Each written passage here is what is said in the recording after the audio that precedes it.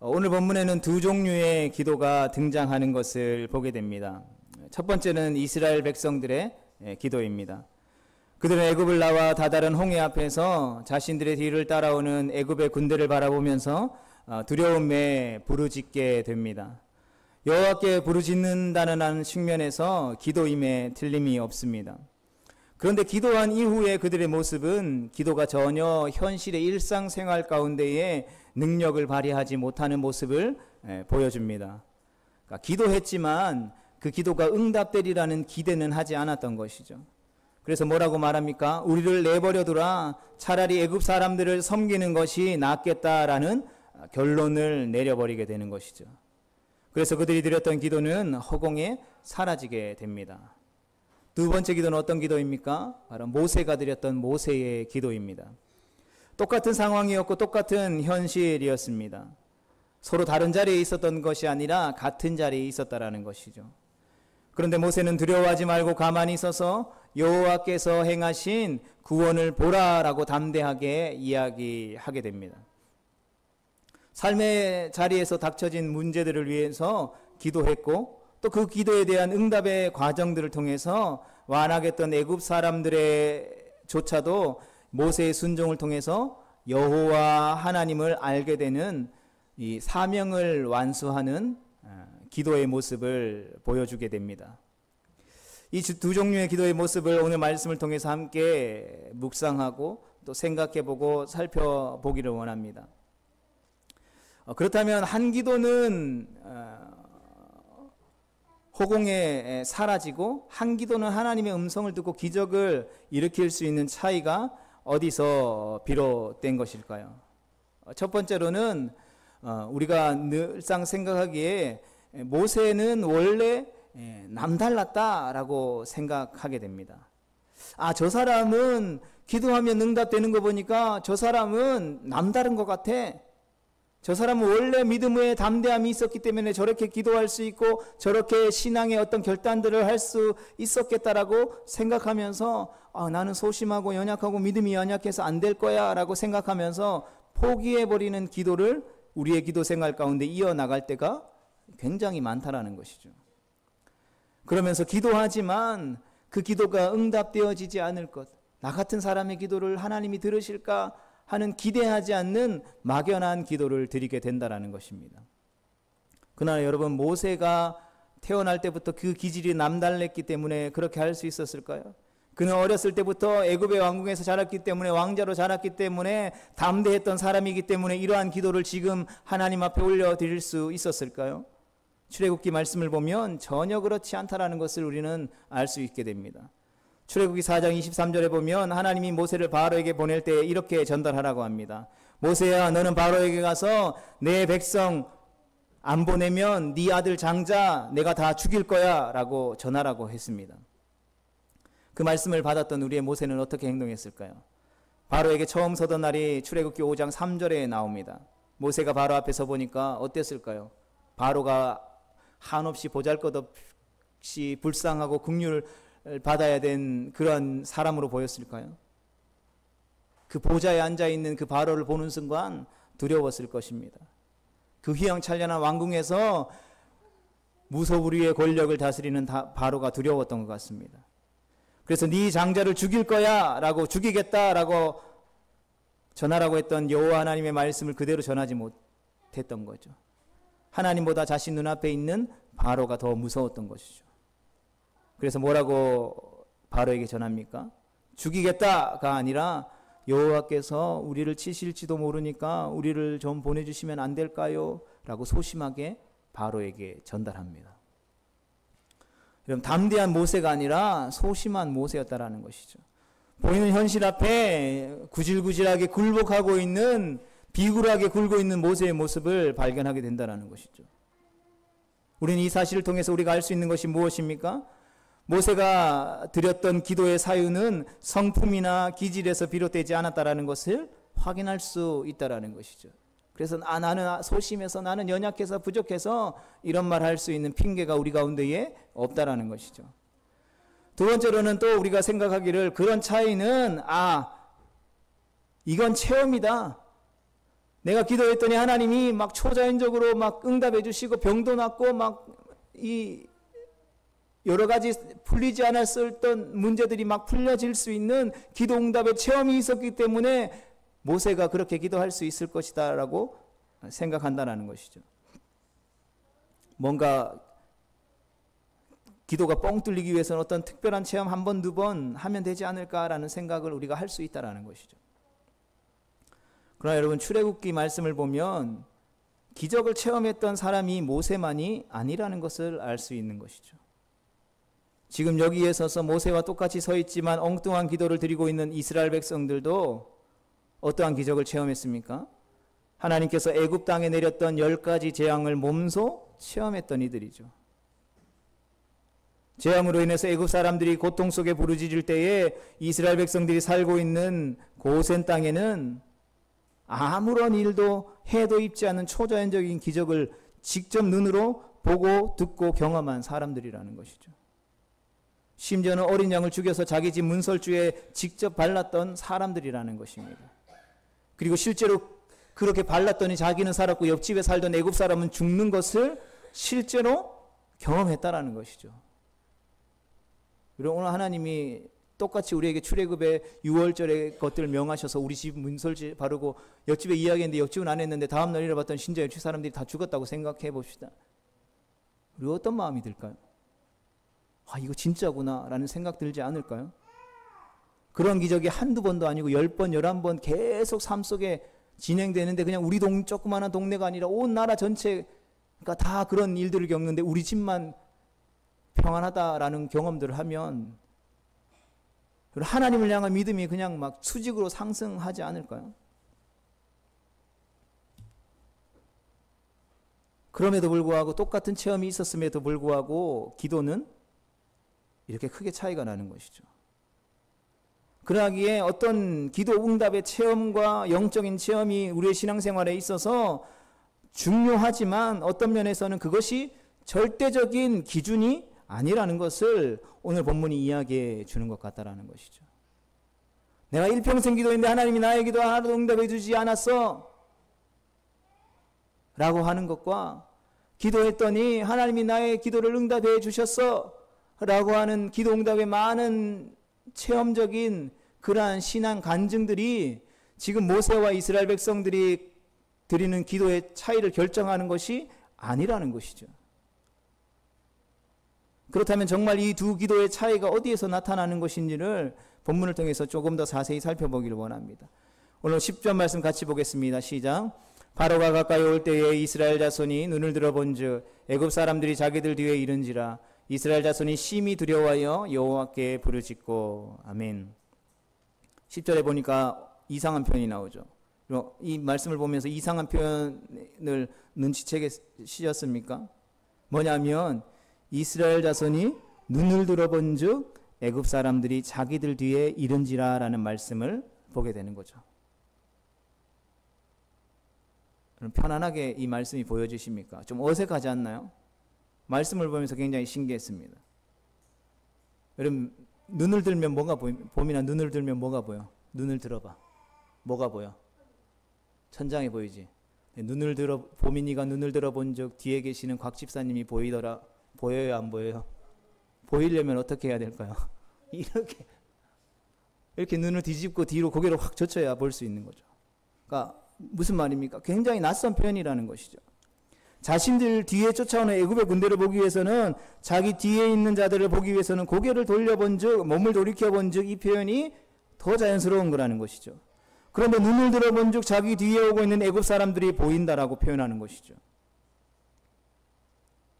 여러분 본문은 이 생소한 표현을 가지고 우리가 보고 있는 것에 유의해서 말씀을 좀 보라는 깨달음을 주시는 것 같았습니다. 그렇다면 이들이 보고 있는 것은 과연 무엇일까요? 처음에는 다가오는 문제와 위기, 이러한 고난을 바라보고 있기 때문에 이스라엘 사람들의 기도가 약해졌냐라고 생각을 했는데 그렇다면 굳이 10절은 자기들 뒤에라는 표현을 집어넣었다라는 것이죠. 그래서 본문 11절과 12절을 자세히 좀 보면 자기들 뒤에라는 이것을 지시해주는 해석인데 그러니까 뭐가 나오냐면 그러니까 우리라는 표현이 6번이나 반복해서 나옵니다. 그러니까 성경에서 반복은 굉장히 매우 중요하죠. 강조하고 있다라는 것이, 주목해 보라는 것이죠. 화면에 나오는 색깔로 표시된 표현들을 보십시오. 왜 우리를 이끌어냈냐? 우리를 애굽에서 이끌어내어 우리에게 이같이 하느냐? 우리가 이같이 말하지 않았냐? 우리를 내버려 두라. 또 우리가 애굽 사람을 섬길 것이라 하지 아니하더냐? 여기서 공통적으로 들어가고 있는 표현이 무엇입니까? 이스라엘 사람들은 지금 기도하고 있지만, 하나님 앞에 예배하는 예배자로 서 있지만, 눈을 들어 하나님 보좌에 계신 여호와 하나님을 바라보는 것이 아니라 눈을 들기도 하고 여호와께 부르짖기도 하고 있지만, 그들이 예배하고 기도하는 초점이 철저히 누구에게 맞춰져 있다고요? 자기에게 맞춰져 있다라는 것이죠. 내가 하나님을 따름에 있어서 문제가 무엇인가? 하나님을 섬기는 것이 내 삶에 있어서, 내 인생에 있어서 유익한 점이 뭔가? 그러다 보니까 가로막힌 홍해 앞에서 이곳에서 차라리 죽는 것보다 노예이긴 하지만 먹을 것을 먹을 수 있고 살 수 있는 집에 있었던 애굽에서 애굽 사람을 섬기는 것이 낫겠다라는 매우 합리적이고도 현실적인 판단을 하는 것이죠. 다윗이 고백했던 것처럼 내가 비록 왕이지만, 한 나라를 호령하는 위대한 권력자이지만, 그 왕궁에서 첫날을 사는 것보다 하나님이 계신 성전 문지기로 하루를 사는 것이 내게는 더 큰 행복이고 축복입니다, 기쁨입니다 라고 고백하는 것이 하찮게 보이는 거죠. 말도 안 되는 고백처럼 보인다는 것입니다. 철저히 이들의 포커스, 초점은 무엇이라고요? 내게 무엇이 유익한가? 내 인생에 무엇이 도움이 되는가라는 것이죠. 그러면 반대로 성도 여러분, 모세의 기도는 어떻습니까? 13절과 14절에 모세의 기도가 등장하는데 반복되어지는 두 가지 표현들이 나옵니다. 무엇입니까? 여호와께서 오늘 너희를 위하여 행하시는 구원을 보라. 또 14절에 여호와께서 너희를 위하여 싸우시리니 라는 것이죠. 뭐가 반복됩니까? 이스라엘 백성들은 내가가 계속 반복된다면, 모세가 드렸던 기도는 여호와께서가 계속 반복되어진다라는 것이죠. 그래서 우리에게 초점을 두고 있는 이스라엘 백성들을 향해 가만히 있어라. 우리의 노력과 결단과 우리의 열심과 행함이 아니라 하나님께서 사랑하시는 당신의 백성들을 향하여서 행하시는 일들을 보라는 데에 초점을 맞추고 있다는 것에 차이가 있다는 것이죠. 따라서 모세와 이스라엘 백성들의 기도의 결정적인 차이는 바로 기질의 문제도, 그들의 어떤 기적적인 체험의 문제도 아닌 오히려 관점, 초점, 포커스의 문제라는 사실을 우리는 기억할 수 있어야 하는 것입니다. 사랑하는 성도 여러분, 우리를 이끄신 이 예배 자리, 주님이 이끄신 이 예배 자리, 이 기도의 자리에서 우리가 지금 예배하며 바라보고 있는 것은 무엇입니까? 이 시간 세상 사람들, 교회에 오지 않는 사람들은 뭘 하고 있습니까? 쉬는 날 자기 하고 싶은 거 다 하고, 사람들 만나서 인간관계 유지하고, 노후를 대비해서 자기 개발도 해야 하는데 모든 것을 포기하고 이 자리에 나왔으니까, 하나님, 이 시간을 통해서 내가 포기하고 헌신하는 이 헌신을 통해서 하나님, 내게 유익한 것이 무엇입니까? 아니, 반드시 내게 유익한 것이 있어야 할 것입니다 라고 하나님 앞에 이야기하는 것이죠. 죽어서 천국 가서 받는 그러한 유익 말고 이 땅에서 받을 수 있는 눈에 보이는 유익한 것, 하나님 그게 있어야 합니다 라고 하는 초점에 우리가 완전히 사로잡혀서, 하나님 예배 드렸더니 내 앞날, 내 사업, 내 일터, 직장, 생업, 내 계획들, 내 자녀들, 가족들 필요한 것 남들 부럽지 않게 하나님 주시옵소서 이러고만 있지 않느냐라는 것이죠. 아니면 반대로 정말로 우리를 위해 십자가에 못 박혀 죽으시고 장사된 지 3일 만에 다시 살아나셔서 우리를 구원하시고 성령 주셔서 영원한 하나님의 나라를 소망하게 하시는 여호와 하나님께서 오늘도 변함없이 우리의 삶 가운데 행하시고 계시는 놀라운 구원을 바라보는 초점을 가지고 있느냐라는 문제인 것이죠. 성도 여러분, 우리가 살아가는 이 시대가 아주 급변하고 있다는 것을 우리는 잘 알고 있습니다. 그리고 우리의 삶의 모습과 모양도 참으로 많이 변화되어지고 있죠. 예전에는 100년 단위로 변했다면, 그러고 나서는 10년 단위로 변했다면, 요즘은 6개월 단위, 한 달 단위로 계속해서 끊임없이 변화하고 있는 시대라는 것이죠.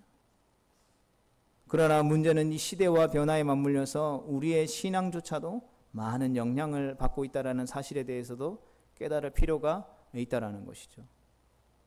오늘날 사람들은 어떻게 하면 잘 먹고 잘 살고 잘 쉴 수 있을까? 그것도 잠깐도 아니라 오래오래. 예수님을 믿는 성도들이라고 해서 다를까요? 오늘날 성도들은 더 이상 종말 신앙에 대해서 예수님이 다시 오신다, 그 다시 오실 예수님의 길을 준비해야 합니다 라는 종말 신앙에 대해서 관심 없는 거죠. 우리의 이 육신은 후패해져 가지만 우리의 영은 날로 살아나면서 우리가 이 땅에서 죽지만 영원한 부활의 산소망을 가지고 영원한 하나님의 나라를 소망하며 천국에서 영원히 주님과 살 것입니다 라는 것에 대해서 관심 없는 것이죠. 이 땅에서 형편없이 살아가는데 죽어서 천국에서 잘 살면 뭐해? 라고 생각하는 것이죠. 그러다 보니까 하나님의 나라를 향한 생명다한 헌신을 원하지 않는다라는 것이죠. 또 어떤 면에서는 신제품들이 하루가 멀다 하고 쏟아져 나옵니다. 그래서 막 새로운 것들을 소유하고자 하는 욕망이 이 시대를 지배하고 있으니까 성도들이 영원한 것에 대해서 실증을 느끼고 있는 것이죠. 내 마음을 불편하게 하는 십자가의 복음보다는 내 마음을 위로하고 내 마음에 쌈박한 것을 주는 즐거움을 갈망한다라는 것입니다. 영원한 하나님의 나라에 관심 없습니다. 오히려 새로운 하나님의 나라에 관심을 가지는 것이죠. 여러분 솔깃하지 않습니까? 우리가 알고 있던 하나님의 나라가 아니라 새로운 하나님의 나라. 뭔가 좀 포기하고 좀 내려놓고 뭔가 좀 손해보는 하나님의 나라가 아니라 늘 내 것을 뺏어가는 것처럼만 여겨지는 하나님의 나라가 아니라 더 많이 가질 수 있고 더 높은 자리에 오를 수 있으며 모든 사람들이 좋아할 만한 그런 새로운 하나님의 나라. 이제 남들한테 손가락질 그만 받고 그런 하나님의 나라 말고 예수천당 불신지역 혐오를 조장하는 그런 표현 말고 세상과 하나 되어 서로를 축복해 주는 그런 새로운 하나님의 나라. 이러한 시대의 변화가 우리의 믿음의 내용을 많이 바꾸어 나가고 있는 현실을 우리는 진지하게 인식하고 바라볼 필요가 있다는 것이죠. 나는 지금 이제 뭐 살 날 며칠 안 남았으니까 아무 관심 없어. 나랑은 별개의 문제야. 그렇게 이야기할 수 있습니까? 우리가 하나님을 섬기고 하나님이 주신 그 부르심의 소명을 가지고 살아가는 참된 하나님의 백성이라면 우리가 그렇게 생각하고 그렇게 말할 수 없을 것입니다. 그 중에 대표적인 예가 바로 이 시대의 트렌드인 개인주의죠. 자기중심적인 세대. 이게 이 시대의 어마어마한 트렌드라는 것이죠. 그리고 이 트렌드가 우리의 신앙생활을, 우리의 신앙을 얼마나 많이 왜곡하고 있는지도 모릅니다. 여러분, 내 개인의 자아가 중심이 되다 보니까 예전에는 하나님이 말씀하셨습니다 라고 하면 모든 게 끝났습니다. 내가 아무리 많이 배우고 내가 아무리 똑똑해도 하나님의 말씀을 들고 하나님의 말씀이 이렇게 했습니다라면 다 끝났다라는 것이죠. 그런데 요즘은 하나님이 어떻게 말씀하셨다 해도 내가 어떻게 그 말씀을 느끼느냐에 따라서 내 마음에 와닿지 않으면 그거는 하나님의 말씀이 아닌 게 되는 것이죠. 실제로 동성애에 대해서 이런 부분들이 굉장히 많이 나타나죠. 성경이 뭐라고 이야기합니까? 로마서 1장에 동성애는 죄라는 것이 명시되어져 있죠. 물론 동성애를 하고 있는 사람을 미워하지는 않습니다. 그러나 그들이 범하고 있는 동성애의 죄는 하나님이 기뻐하시는 분명한 죄라는 것이죠. 그런데 동성애자의 모습을 보니까 불쌍해요. 그들의 삶이 안타까워요. 오죽하면 그렇게 했을까? 비난하고 죄인이라고 정죄했던 그들을 향해서 미안한 마음이 드는 거죠. 그러니까 내 감정이, 내 기분이, 내가 저들을 보면서 불쌍하다라는 마음이 하나님의 말씀보다 더 높아지는 겁니다. 그래서 내 기분이 저들을 향해서 너희들이 하고 있는 그 동성애는 죄야 라고 말하는 것이 흡족하지 않는 거예요. 그러니까 이 말씀의 은혜가 되지 않는 거예요. 그러니까 이 말씀을 받아들일 수 없는 거예요.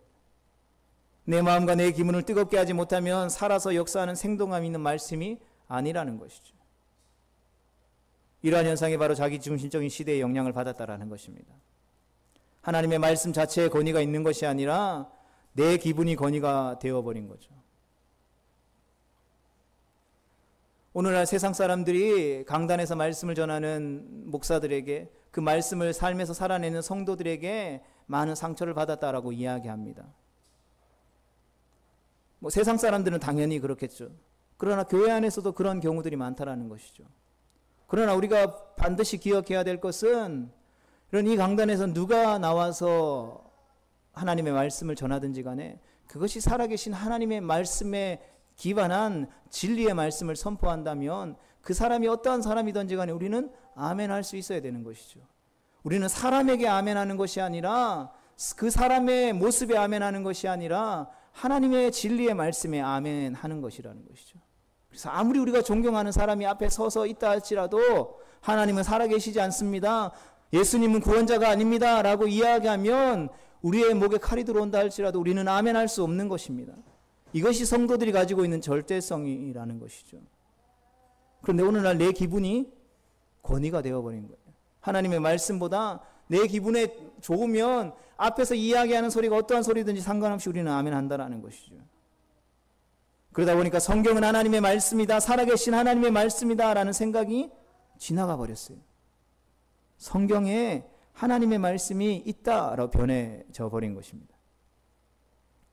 성경이 하나님의 말씀이다와 성경에 하나님의 말씀이 있다의 차이를 느끼시겠습니까? 뭐 그 말이 그 말 아닌가라고 생각할 수도 있죠. 이 차이를 느끼지 못할 만큼 교묘하게 계속해서 변질시켜 가고 있다는 것이죠. 그러나 이 차이는 하늘과 땅 차이라는 것입니다. 이 세상이 그 어떠한 것으로도 바꿀 수 없는, 메울 수 없는 차이를 두고 있다는 것이죠. 믿음은 어떻습니까? 믿음도 자기중심적인 시대가 완전히 왜곡해버렸죠. 옛날에는 믿음이 뭐냐라고 물으면 예수님을 믿는 것이, 예수 그리스도를 믿는 것이 믿음입니다. 그래서 믿음은 들어야만 했습니다. 믿음은 들음에서 난다라고 성경이 이야기하고 있기 때문입니다. 그러나 요즘은 믿음을 재해석했죠. 자기중심적으로. 그래서 뭘 믿습니까? 예수 그리스도를 믿는 믿음이 아니라 내 인생이 잘 될 줄 믿습니다. 내가 계획하고 준비한 것이 잘 될 줄 믿습니다라죠. 내 생각대로 잘 풀릴 줄 믿습니다라는 것이죠. 예수 그리스도를 믿는 게 아니라 잘 되는 나를 믿는 믿음으로 우리의 믿음이 전환되어져 버렸다라는 것이죠. 그러다 보니까 이 믿음은 듣지 않아도 되는 믿음입니다.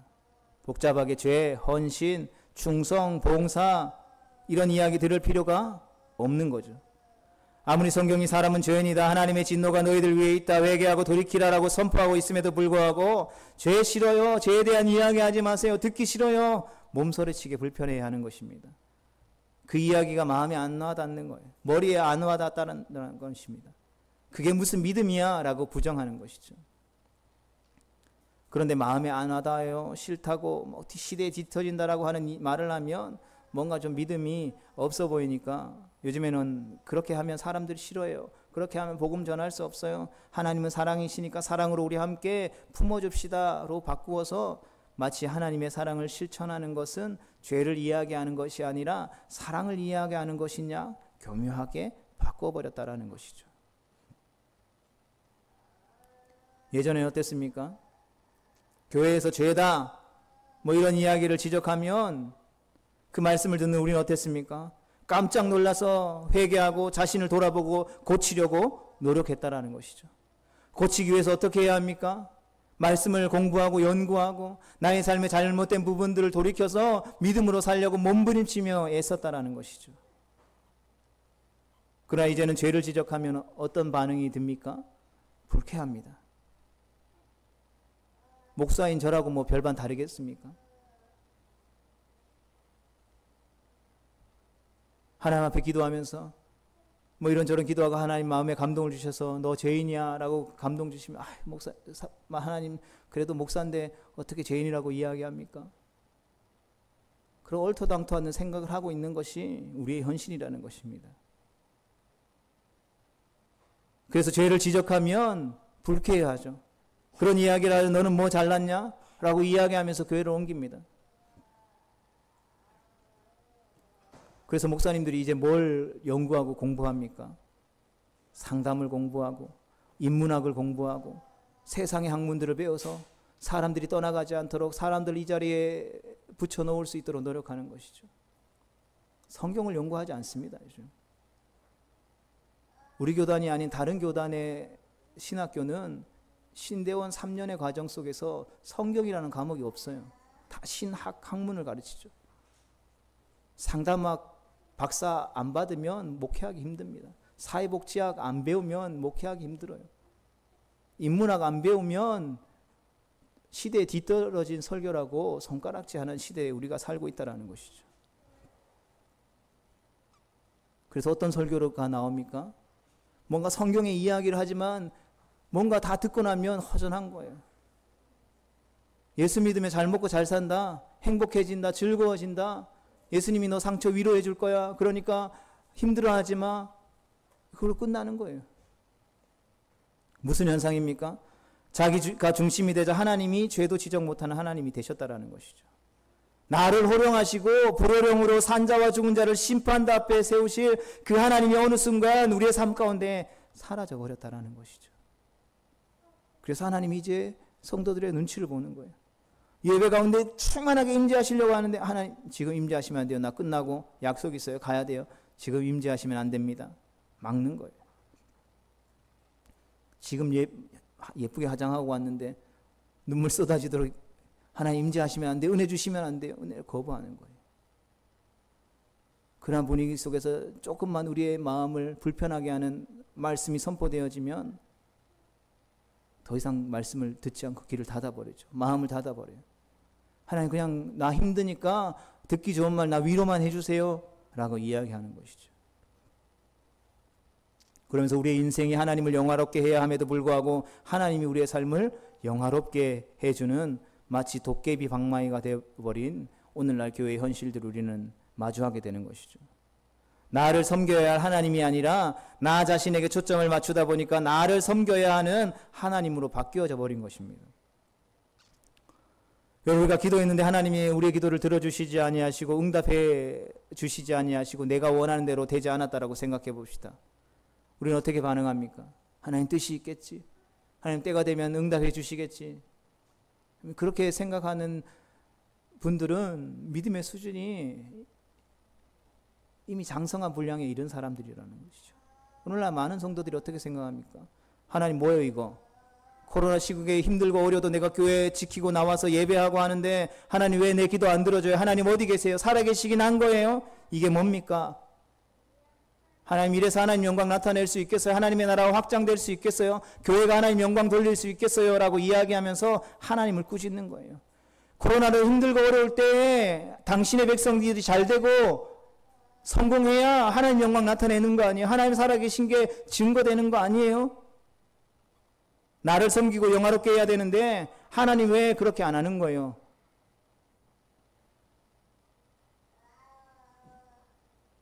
그런데 우리의 현실을 보면 어떻습니까? 내가 다니는 직장에서 나를 자를 수 있는 직장 상사에게 그렇게 우리가 호통칠 수 있을까요? 나에게 불이익을 줄 수 있는 내 주변의 생업의 현장에서 만나는 그 사람들에게 우리가 그런 말 할 수 있을까요? 그렇기 때문에 12절의 말씀이 나오는 것입니다. 같이 읽어보겠습니다. 우리가 애굽에서 당신에게 이른 말이 이것이 아니냐? 이르기를 우리를 내버려 두라. 우리가 애굽 사람을 섬길 것이라 하지 아니하더냐? 애굽 사람을 섬기는 것이 광야에서 죽는 것보다 낫겠노라. 아멘. 나 자신에게 초점을 맞추고 하나님을 그렇게 시시하게 만들어버리고 나 자신에게 초점을 두고서 하나님을 초라하게 축소시켜 버리니까 오히려 세상 사람을 섬기는 것이 현실적으로 좋아 보이고 그것이 능력 있어 보인다는 것이죠. 하나님이 이렇게 세상 사람들보다 못한 변변치 않게 변해져 버렸다는 것이 볼품없이 변해버렸다는 것이죠. 여러분, 그렇다고 해서 이스라엘 백성들이 하나님을 섬기지 않은 것이 아니죠. 하나님의 말씀을 믿지 않은 것이 아니었다라는 것을 우리는 기억해야 합니다. 하나님의 말씀이 유익하다는 사실을 믿었습니다. 그러니까 430년 동안 털을 잡고 살던 그 털을 일순간에 벗어나서 홍해 앞까지 왔지 않겠습니까? 하나님의 말씀이 유익하고 좋다라는 것을 믿지만 하나님의 말씀이 애굽 사람을 섬기는 것을 능가하고 내 눈앞에 있는 가로막혀 있는 홍해를 넘어서도록 할 만큼 충분하지 않다라고 생각하는 것이죠. 하나님의 유익함을 믿지만 말씀만으로 충분하지 않다라는 충분하다라는 믿음이 없는 거예요. 그러하게 하나님의 말씀의 유익함을 따라 홍해까지 왔지만 그 홍해를 뛰어넘는 말씀을 믿지 않습니다. 왜요? 축소되었기 때문에. 여러분, 이러한 현상들이 우리의 삶 가운데 계속 일어난다는 것이죠. 실제적인 삶에도 생각해 보면 하나님의 말씀대로 하는 것이 광야에서 죽는 것처럼 여겨지고 힘들고 어려운 것으로 여겨지는 것이 충분하지 않다라고 생각하는 것이죠. 이 땅을 살아갈 때 오히려 하나님의 말씀을 읽고 하나님이 이렇게 했으니까 내가 주어진 삶에서 이렇게 행동해야지 하는 것보다 주변에서 인생의 선배나 무엇인가 똑똑하고 잘난 사람들에게 조언을 듣는 것이 더 좋고 전략적인 좋은 방법이 된다라고 생각하는 것이죠. 결국 우리는 우리 자신도 모른 채 이 결론으로 나아가고 있다는 것이죠. 여러분, 교회에 문제 생기면 요즘 어떡합니까? 말씀대로 풉니까? 안 풀죠. 그냥 세상 법정 가서 변호사 사가지고 해결하는 거예요. 그게 깔끔하고 좋다라는 거예요. 사도 바울이 뭐라고 했습니까? 그렇게 세상 법정에 가서 송사를 하느니 그냥 차라리 네가 다 포기해라 라고 사도 바울이 권면하는 거죠. 그게 더 하나님이 기뻐하시는 일이다 라고 이야기하는 것이죠. 요즘 그렇게 하지 않습니다. 무슨 문제가 생겼습니다. 어떻게 하면 될까? 변호사 찾아가서 도움을 구하세요. 예를 들어 지금 당장 이 교회 문을 나가서 집으로 가가지고 다시 이 산동교회에 나오지 않겠다라고 약속하면, 그 어떠한 교회에도 가지 않겠다라고 약속하면 지금 내 삶 속에서 내가 바라고 원하는 모든 것들 다 들어주고 만족시켜 주겠다라고 한다면 우리는 어떤 선택할까요? 지금 이 문 밖에서 내가 문 밖에 나서면 만 10억, 20억은 좀 작은 것 같으니까 100억 줄 테니까 평생 네 하고 싶은 대로 먹고 살아라 라고 이야기하면 어떤 선택을 하겠습니까? 흔들리지 않을까요? 우리 안에는 그런 사람들이 없겠지만 흔들리는 사람이 많다라는 것입니다. 그런 일이 일어나지 않을 것이다라고 확신하기 때문에 흔들리지 않을 뿐이지, 이런 분명한 확신만 있다면 흔들리다 못해 서로 문을 열고 나서려고 하지 않겠습니까? 그러다 보니까 우리의 삶의 결론이 무엇입니까? 우리를 내버려 두라는 거죠. 괜히 말씀 가지고 우리를 움직이려고 하지 말아라. 변변찮은 하나님 버거운 말씀으로 우리에게 명하시는 것, 이제 더 이상 십자가 가지고 주님 따르는 것이, 좁은 문 좁은 길을 향해 나아가는 것이 싫다라는 것이죠. 그래서 나 좀 내버려둬 라고 말하고 있다라는 것이죠. 구별된 하나님의 거룩한 백성으로 부르셔서 하나님의 나라를 향한 거룩한 사명을 우리 가운데 주셨음에도 불구하고 그 사명이 마비되어 버린 것이죠. 하나님의 백성들은 빛과 소금이기 때문에 소금통 밖으로 세상 가운데 뿌려져야, 음식에 뿌려지고 세상에 뿌려져야 함에도 불구하고, 홍해 건너편 적각꿀이 흐르는 땅이 있다는 사실들을 세상 사람들에게 알게 해야 함에도 불구하고 내 중심적인, 자기 중심적인 신앙생활을 하다 보니까 성도들이 이 소금통 안에서 안전하게 소금들과 함께 어울려 사는 것이 좋습니다 라고 생각하는 것이죠. 홍해를 건너가고 싶은 생각이 없다라는 것입니다. 소금통 밖으로 뿌려질 생각을 하지 않기 때문에 소금의 역할을 한 번도 하지 못하는 것이죠. 여러분, 이것이 나 자신에게 초점을 맞추고 있는 이스라엘 백성들의 기도의 전부였다라는 것이죠. 그러나 이에 대해 모세가 뭐라고 합니까? 13절의 말씀 한번 읽어보겠습니다. 모세가 백성에게 이르되 너희는 두려워하지 말고 가만히 서서 여호와께서 오늘 너희를 위하여 행하시는 구원을 보라. 너희가 오늘 본 애굽 사람을 영원히 다시 보지 아니하리라. 아멘. 모세가 지금 뭘 이야기하고 있는 것입니까? 초점을 옮기라는 것이죠.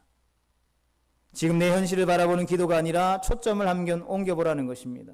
그러기 위해서 뭘 하라고 합니까? 가만히 있으라는 것이죠. 멈추라는 것입니다.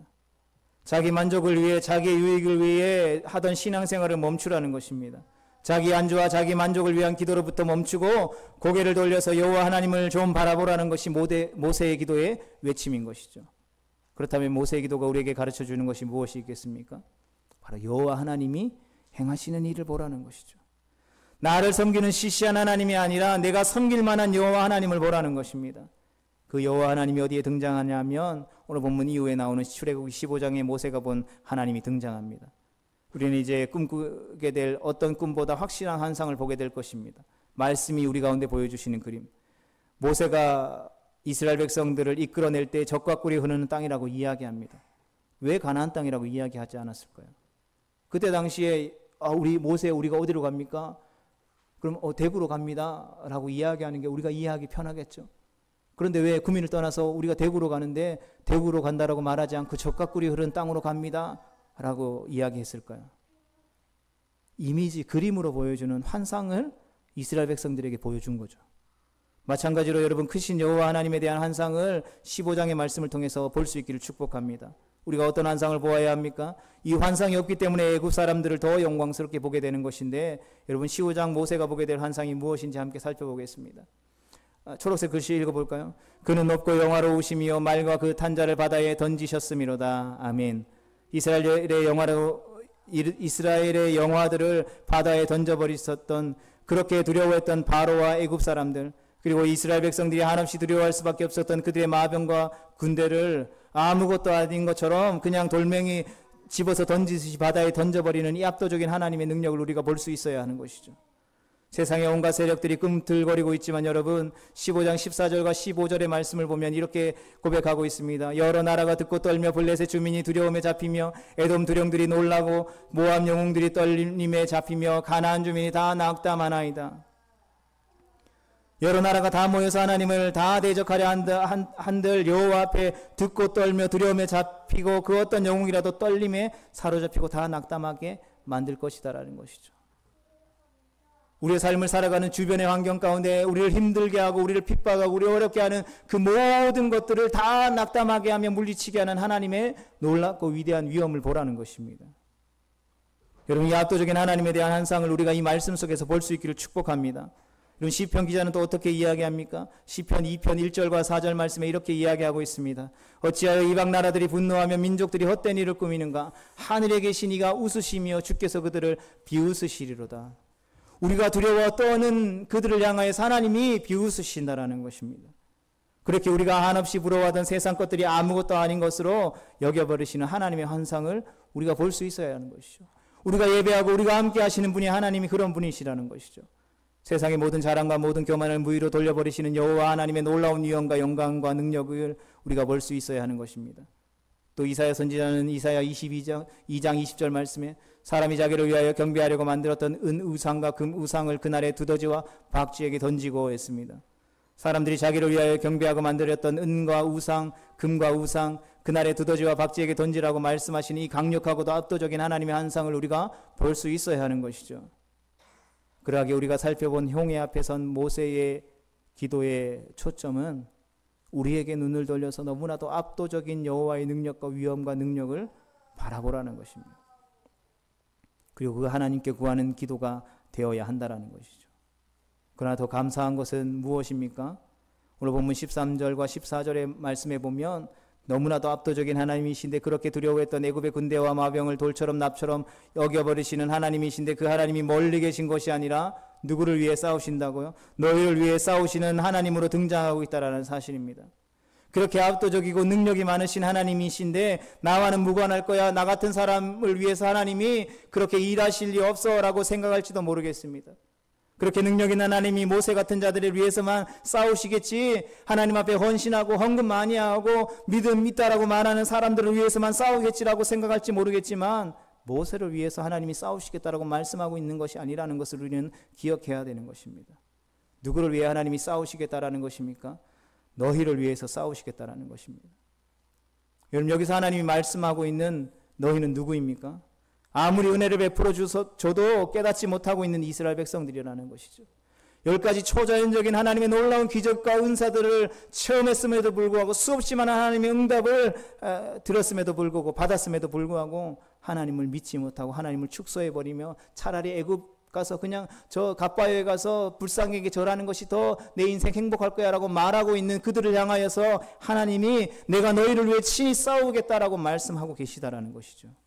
내가 너희를 위해 싸워서 너희에게 구원을 베풀겠다라고 말씀하고 너희를 핍박하는 자들을 물리치고 그들의 원수의 상에서 너희에게 잔치상을 베풀어 주겠다라고 말씀하고 있다라는 것이죠. 그들의 연약함이 있음에도 불구하고 대신 싸워주겠다라고 하시는 하나님, 우리의 기도가, 우리의 예배가 이런 하나님을 볼 수 있는 하나님의 임재 안에서 예배드리고 그 하나님의 임재 안에서 그분 앞에 가장 친밀함으로 고백할 수 있는 기도가 될 수 있기를 축복합니다. 우리 예배가 이런 살아계신 하나님의 임재 안에서 드려지는 예배가 될 수 있기를 간절히 소망합니다. 성도 여러분, 우리의 현실에 마주하고 있는 문제들을 바라보는 것 중요하죠. 그것들을 외면하라는 것이 아닙니다.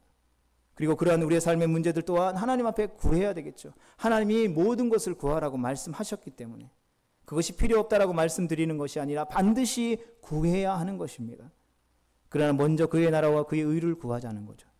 위대한 하나님을 보고 그 하나님이 우리와 함께 하신다라는 사실들을 기억하고 뜻이 하늘에서 이루어진 것처럼 이 땅에서도 이루어진다라는 환상을 보는 기도를 하나님 앞에 우리가 먼저 구할 수 있어야 한다라는 것입니다. 그리고 나서 그 삶에 있는 현실의 문제도 구할 수 있는 것이죠. 성도로 이제 2023년 한 해도 이제 정말 얼마 남지 않았습니다. 한 6주 남았나요? 우리는 지금 무엇에 초점을 맞추고 무엇을 바라보고 살아가고 있습니까? 우리가 2023년을 시작하면서 새롭게 변화하는 해가 됩시다라고 믿음으로 선포하며 한 해 동안 기도했습니다. 우리는 새롭게 변화되어졌습니까? 우리의 삶에 변화되어진 것이 무엇입니까? 20평대 살다가 30평대로 올라갔습니까? 이 변화를 우리가 간구하고 기도했습니까? 우리가 간구하며 변화되기를 간절히 원했던 것은 우리가 예수님을 닮아가고 있냐라는 것이죠. 어제보다 오늘 더 주님을 사랑하고 있고 어제보다 더 주님을 향한 믿음이 자라나고 있고 주님 닮아가고 있냐라는 것입니다. 쉽게 말해 우리의 삶의 중심이 하나님을 향하여 있느냐라는 것이죠. 먼저 그의 나라와 의를 구하며 종교적인 형식적인 신앙생활에서 벗어나 오늘도 살아계신 하나님을 향한 온전한 예배와 기도로 우리의 삶을 가득 채워가고 있냐라는 것이죠. 하나님도 필요하고 세상도 필요해 아니라 하나님 한 분만으로 만족합니다라는 고백을 우리가 하고 있느냐라는 것이죠. 이전의 모습과 상관없이 우리가 주님 앞에 올려드리는 이 예배 시간에 우리가 다시 한 번 더 믿음으로 기도하며 나아가는 은혜가 있기를 축복합니다. 하나님, 믿음의 눈을 들어 주님을 보게 하여 주시옵소서. 하나님, 나를 위해 일하시고 싸우시는 전능하신 하나님을 보게 하여 주시옵소서. 하나님, 우리를 위해 새 일을 행하시고 세계를 만드시는 그 기적의 하나님을 보게 하여 주시옵소서. 이전 것은 지나갔으니 보라 새 것이 되었다라고 말씀하시는 우리에게 행하셨던 그 어떤 일보다 더 놀랍고 위대한 일을 우리의 삶 가운데 베푸실 하나님을 그 기대하는 주님을 보게 하여 주시옵소서. 하나님, 그 하나님이 우리의 삶에 행하시는 놀라운 역사를, 기도의 응답을 간증하는 믿음의 주인공이 되게 하여 주시옵소서. 이러한 기도를 올려드림으로 말미암아 하나님 앞에 응답받고 하나님의 놀라운 은혜와 역사들을 경험하는 거룩하고 복된 성도들 되어질 수 있기를 주님의 이름으로 축복합니다.